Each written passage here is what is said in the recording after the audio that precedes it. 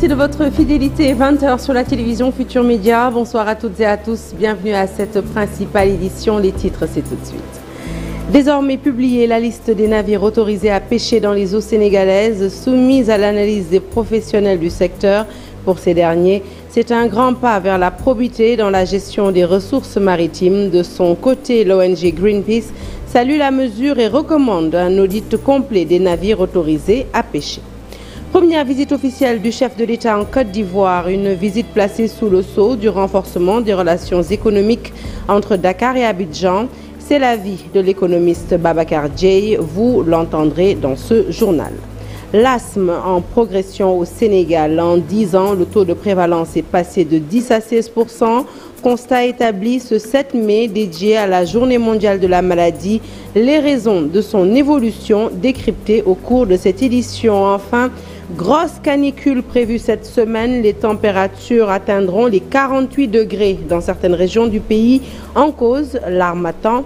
L'ANACIM nous indique la conduite à tenir pour éviter la déshydratation. Voilà pour les titres. Le développement, c'est tout de suite.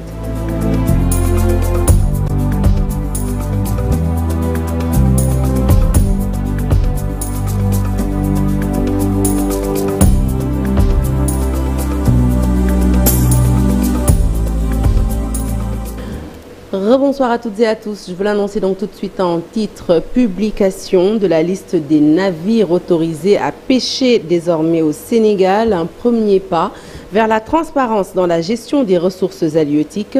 La nouvelle a été bien accueillie par les pêcheurs de Thiaroye-sur-Mer. L'Union nationale des pêcheurs artisanaux du Sénégal dit toutefois attendre un audit complet des licences attribuées ainsi que la revue totale des accords avec les étrangers. Le point, c'est avec Habib Faye. Le secteur de la pêche au Sénégal est confronté depuis plusieurs décennies à des difficultés. Une grave crise suscitée par un manque criard de poissons et souvent par des conflits entre les acteurs. Pour parer à cette problématique, le ministre des Pêches a publié la liste des navires autorisés à exercer dans les eaux du pays. Au bord de la mer de Thiaroye, Alun Diop, jeune pêcheur, répare son filet. Avec ses collègues, il accueille à bras ouverts cette nouvelle. Nous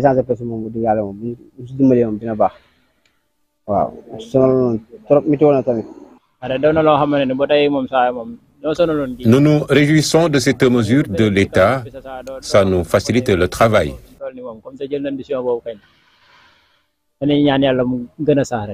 Tout ce qu'on voulait, La publication du nombre de navires autorisés est bien appréciée. Nous rencontrions d'énormes difficultés car il y a beaucoup de navires en haute mer qui nous rendaient la tâche difficile.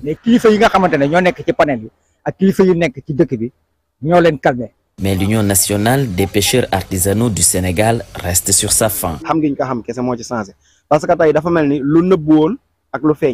Il reste beaucoup à faire parce qu'il faut éclaircir les scandales évoqués ça et là. Il faut un audit et revoir les accords de pêche.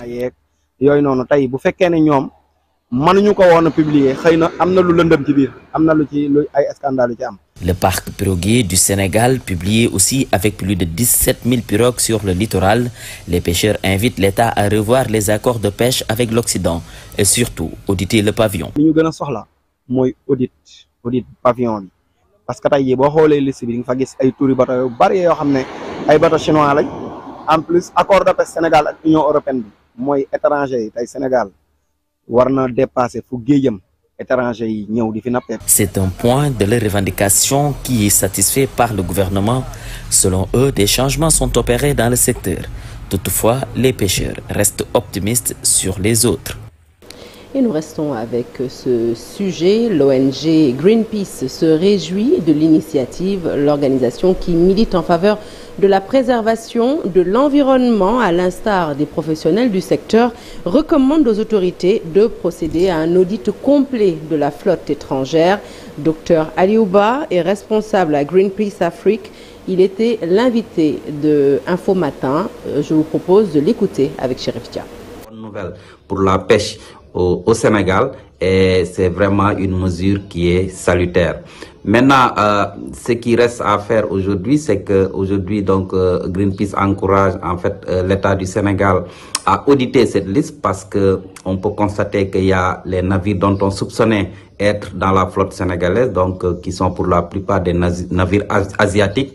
Donc, à la lecture de la liste, il est constaté que ces navires ont tout simplement changé de nom. Donc, il faut auditer comment ces navires ont pu entrer dans la flotte sénégalaise et essayer de les ressortir si vraiment ils sont entrés de manière illégale dans la flotte sénégalaise. Et aussi, donc, une autre demande serait aujourd'hui, donc, la suite logique serait que le Sénégal puisse adhérer à l'initiative pour la transparence dans la gestion des pêches. Et pour une exploitation efficiente du pétrole et du gaz au Sénégal, cet atelier de validation des acquis organisé par la direction de la règle... une échelle beaucoup plus importante avec les autres projets qui sont en cours de développement, qu'il y ait des impacts cumulatifs qui méritent d'être pris en charge pour éviter justement que ces projets n'engendrent des impacts très négatifs sur notre environnement, mais également sur les activités socio-économiques qui se déroulent dans la zone maritime particulièrement parce que l'essentiel de nos ressources sont exploitées en zone offshore. Vous avez entendu ces derniers temps-ci pas mal d'acteurs en parler, et particulièrement les acteurs de la pêche qui expriment un certain nombre de préoccupations. C'est également la même chose pour le secteur du tourisme, parce qu'ailleurs dans le monde, l'exploitation du pétrole et du gaz a créé justement des situations environnementales catastrophiques. Et puis sachez que la base navale nord de Saint-Louis a intercepté ce mardi une pirogue avec à son bord 74 migrants. La pirogue avait quitté la Gambie le 1er avril dernier. 2 migrants clandestins ont été évacués à l'hôpital et on compte dans cette pirogue 11 Sénégalais, 51 Gambiens, un Malien, un Guinéen. Les identifications se poursuivent selon nos sources et nous n'excluons pas de revenir dans nos prochaines éditions. À la une de l'actualité, le Premier ministre Ousmane Sonko qui décide de confier la distribution des semences à l'armée. Alors à Sédhiou, les agriculteurs applaudissent. En tournée dans le Pakao, la coordonnatrice du mouvement Jigéenu Pastef zone sud-orientale magnifie cette décision. Les détails, c'est avec Bakary Konté et Khalid Djamé. Distribution des semences par les militaires, une décision saluée par les agriculteurs du Pakao. Non, ce n'était pas bien. Ce n'était pas bien.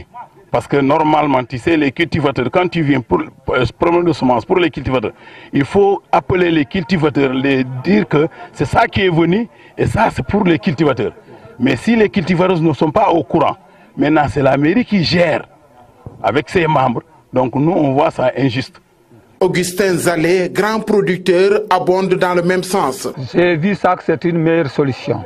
Parce qu'au moment où les gars donnent la semence, quand ça vient ici, les gens ne voient pas la semence. Et ils vendent la semence plus chère. En tournée de sensibilisation et de remerciement, Fatoumata Diédhiou dite Miss, coordinatrice de la zone sud et orientale du mouvement Jigéenu Pastef, salue cette décision. C'est une décision excellente parce que ça rassure.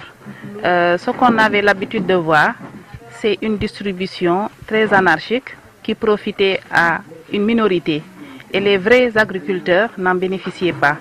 Aujourd'hui, si l'État a pris la décision de responsabiliser l'armée pour acheminer les semences à bon port, c'est pour être sûr que le Sénégalais lambda puisse bénéficier des semences. Interpellée sur la cherté des denrées de première nécessité, elle avance. Juste un peu de patience parce qu'on vient juste d'avoir à peu près un mois.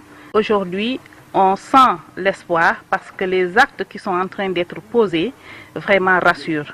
Je pense que d'ici peu, le panier de la ménagère va sentir vraiment cette baisse des tarifs. À Sédhiou, cette décision du Premier ministre Ousmane Sonko est très bien appréciée. Les cultivateurs applaudissent avec les deux mains et attendent avec impatience la baisse des denrées de première nécessité.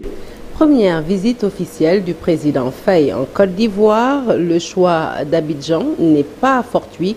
Selon le docteur Babacar Dieye, pour l'économiste, la Côte d'Ivoire reste le poumon économique de la zone UEMOA. Il espère que ce déplacement permettra aux deux chefs d'État, Bassirou Diomaye Faye et Alassane Dramane Ouattara, de revoir les échanges commerciaux entre leurs pays dans l'optique de les redynamiser. Je vous propose de l'écouter au micro d'Ibrahim Akan. Vous le savez, la Côte d'Ivoire fait partie des puissances économiques de la zone Union économique et monétaire ouest africaine. Parce que la Côte d'Ivoire à elle seule représente 40% de la création de richesses dans la zone, là où le Sénégal ne représente que 15%.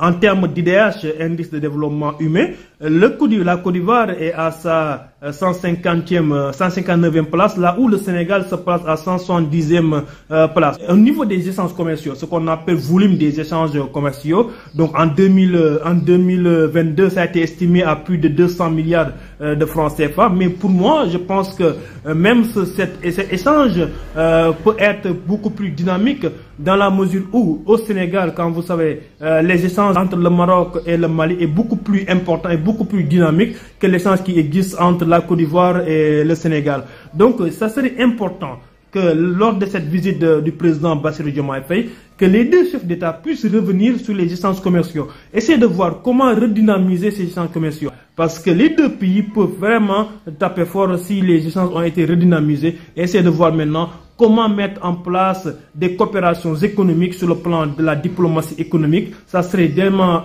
important. Et au niveau même de la création monétaire aussi. Essayer de voir maintenant comment relancer le projet de la monnaie éco, donc qui est une monnaie unique pour la zone CEDEAO. Ça serait intéressant aussi que la Côte d'Ivoire et le Sénégal puissent y jouer donc le rôle de locomotive donc au niveau de ces échanges-là. Je vous remercie.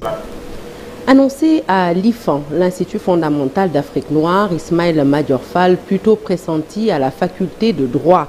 Le syndicat unitaire et démocratique des enseignants du Sénégal s'est fendu d'un communiqué pour s'opposer à l'affectation de l'ancien garde des Sceaux à l'IFAN. Selon les membres du syndicat, l'UCAD déroge aux règles d'affectation du personnel enseignant en voulant caser le professeur de droit ailleurs que dans sa faculté d'origine.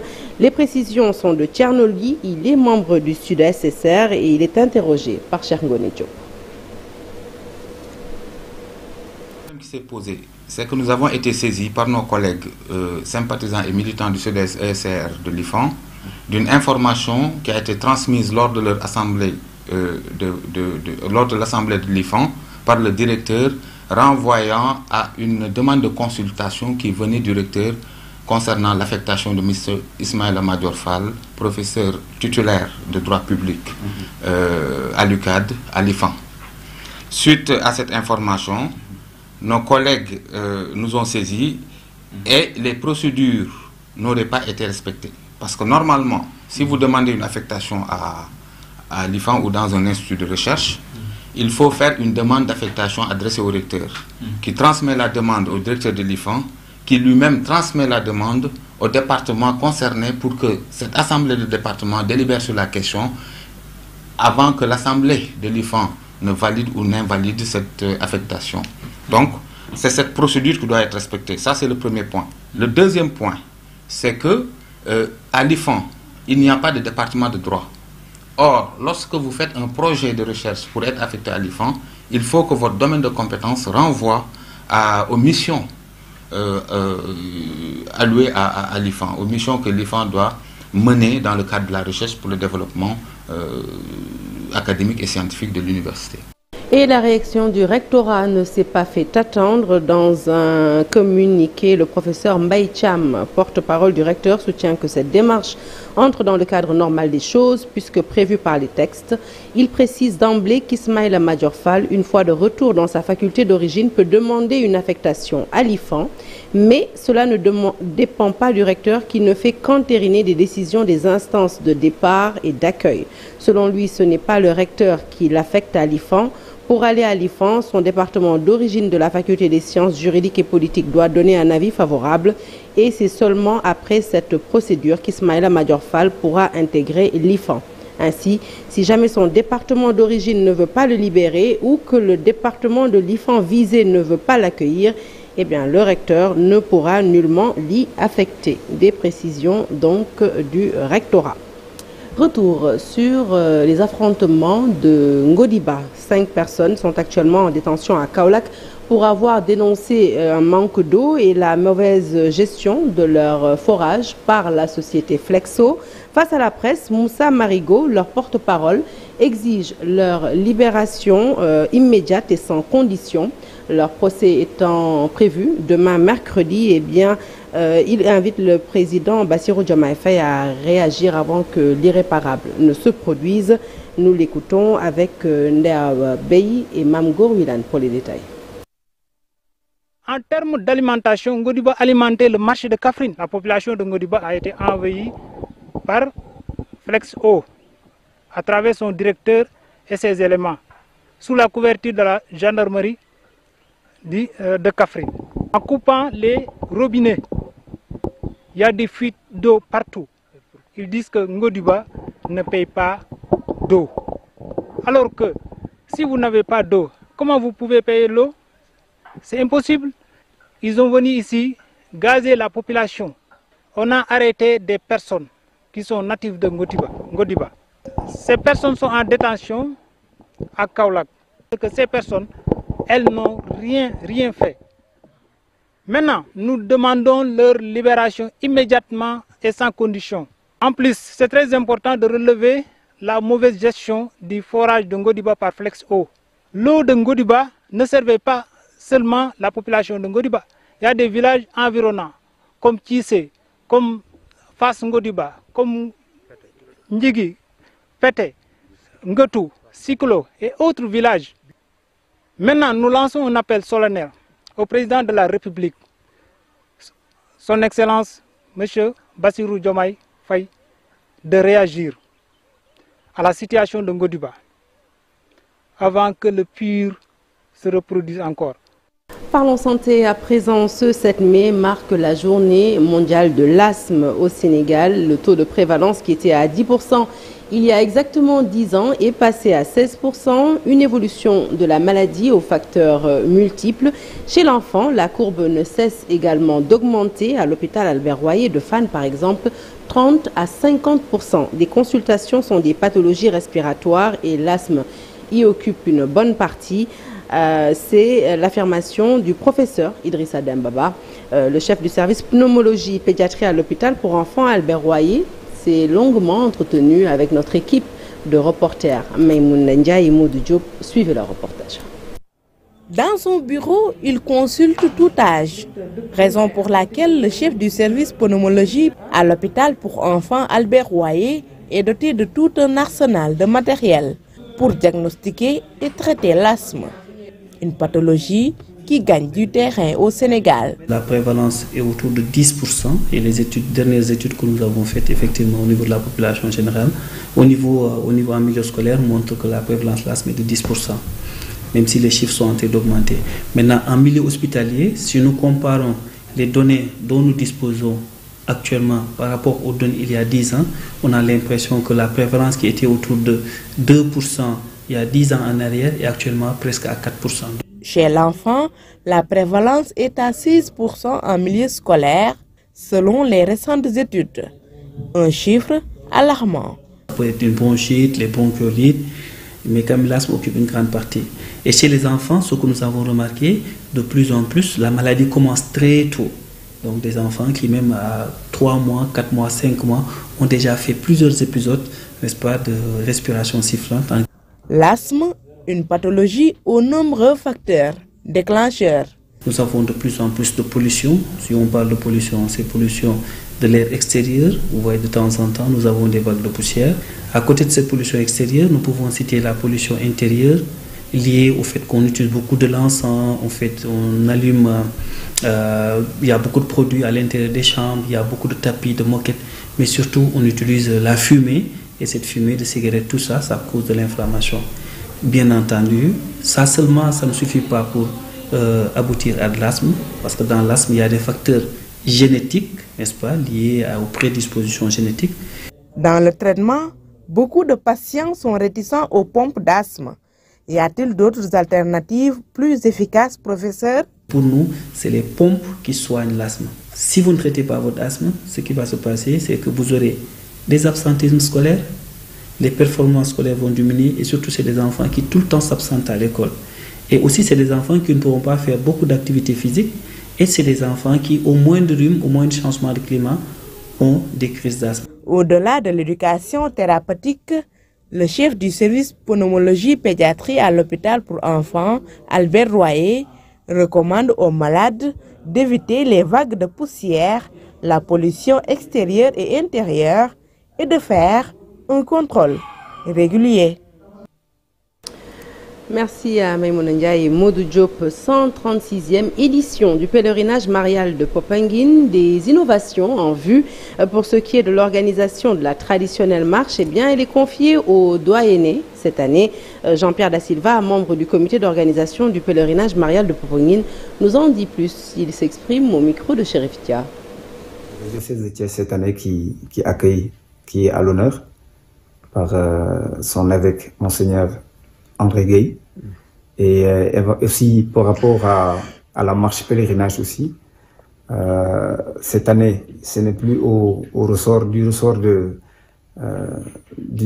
SICOMAP, des foyers de marche, mais c'est plutôt au niveau des doyennés que les inscriptions et que l'organisation des marcheurs se fait. Voilà. Le nombre de marcheurs, on sait que chaque année ça évolue et c'est pris en compte dans l'organisation. Et c'est parce que les doyennés ont compris l'impact de pouvoir organiser en doyenné que ça ferait plus simple et ça amoindrirait le coût même par rapport à certaines dispositions que ce nouveau concept-là a été mis en place. Avec Marie, marchons ensemble pour un Sénégal de justice et de paix. Saint Benoît l'Africain, le saint patron de l'église de Mbodiène sur la Petite Côte, a été célébré ce dimanche. Également, jour d'action de grâce pour le curé de la paroisse de la localité, abbé René-Marie Diouf, qui fêtait ses 40 ans de sacerdoce à la suite du Christ au service de l'église. Le reportage est de Daniel Diouf et Tierno Laurent Mendy.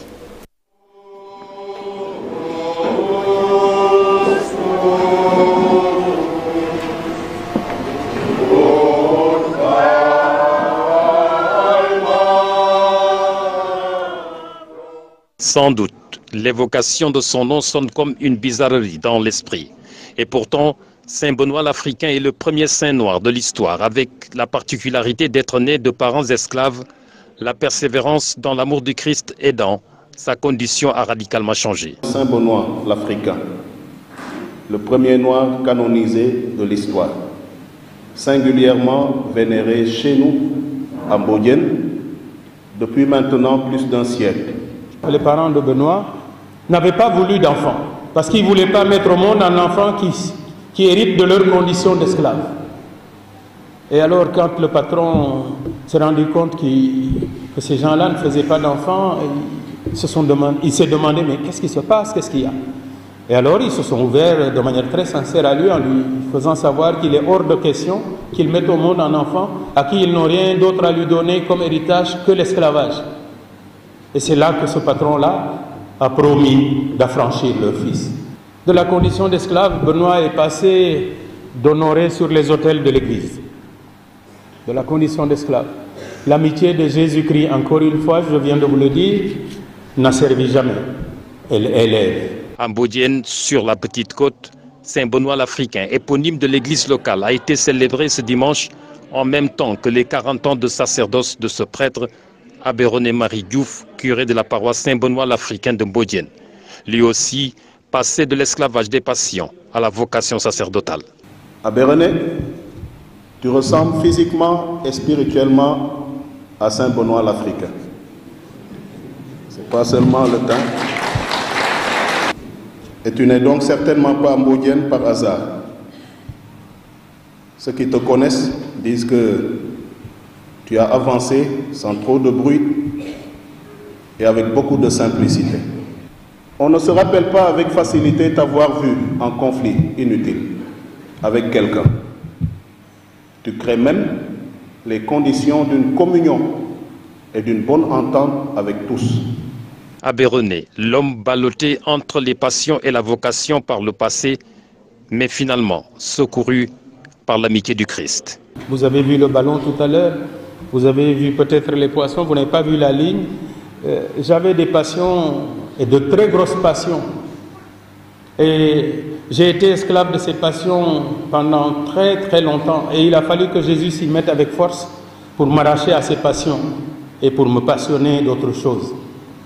C'est pour cela que j'évoquais le parallèle entre la réalité de la vie de Benoît, notre saint patron, esclave, fils d'esclave. Il va être affranchi, bien sûr, par celui qui avait comme esclave ses parents, pour honorer une promesse qu'il avait faite à ses parents. Le ballon rond, la pêche, certes, mais également, selon certaines indiscrétions, Aberonnet a affectionné une certaine forme d'art vivant, comme il l'exprime si bien sur ces images.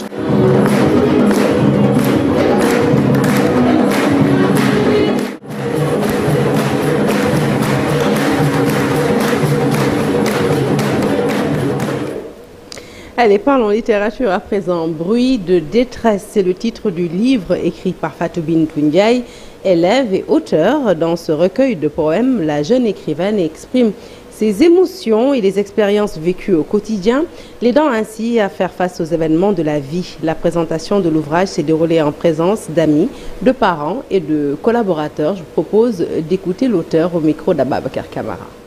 Bruit de détresse. Ce recueil, en l'écrivant, je me suis inspirée de ce qui m'entourait, de ma famille, de mes amis, de mes camarades de classe, mais également de mes émotions que j'ai ressenties à travers le temps, de mes histoires et de ma vie. Plusieurs fois, j'ai ressenti la tristesse, l'envie de partir, de ne plus rester dans ce monde. Donc, j'ai pris ma plume et j'ai déversé toutes les larmes, toutes les paroles que je ne peux pas dire devant vous, ayant peur que l'on me juge. Allez, on termine avec le bulletin météo de l'ANACIM qui nous apprend que de fortes températures sont attendues dans la période du 8 au 12 mai. Annonce faite par Tidiane Camara, il est ingénieur prévisionniste à l'ANACIM. Ces fortes chaleurs notées ces derniers jours sont causées par un vent chaud appelé l'harmattan qui souffle dans le pays. Et ces températures très élevées pourront aller jusqu'à 48 degrés dans certaines localités du pays, notamment dans la région de Kaffrine. Elles vont diminuer toutefois légèrement dans les semaines à venir, affirme-t-il. Je vous propose de l'écouter. Nous avons connu une semaine qui a été très chaude sur le pays. Des températures qui ont largement dépassé la barre de 45 degrés sur une bonne partie du pays. Pas plus tard qu'hier d'ailleurs, à Matam par exemple, nous avons obtenu une température de 47 degrés. Mais au courant de ce même week-end passé, là, nous avons eu à Kaffrine une température maximale qui a atteint 48 degrés. Donc cela témoigne de températures vraiment extrêmes, si on peut dire à la limite, enregistrées un peu partout sur le pays. Donc ce qui fait que généralement au courant de cette période, la chaleur elle est perceptible sur une bonne partie du pays. Donc cela est une cause naturelle normale. Donc au courant de cette période, nous avons l'harmattan qui souffle sur le pays. L'harmattan c'est un vent chaud et sec que nous connaissons tous, qui quitte le désert, ou plutôt qui traverse le désert jusqu'à rejoindre donc notre pays. Il faut savoir également que la chaleur elle va persister. Elle va persister parce qu'au courant de cette semaine, du 8 allant jusqu'au 11 voire 12 disons, les températures resteront toujours élevées.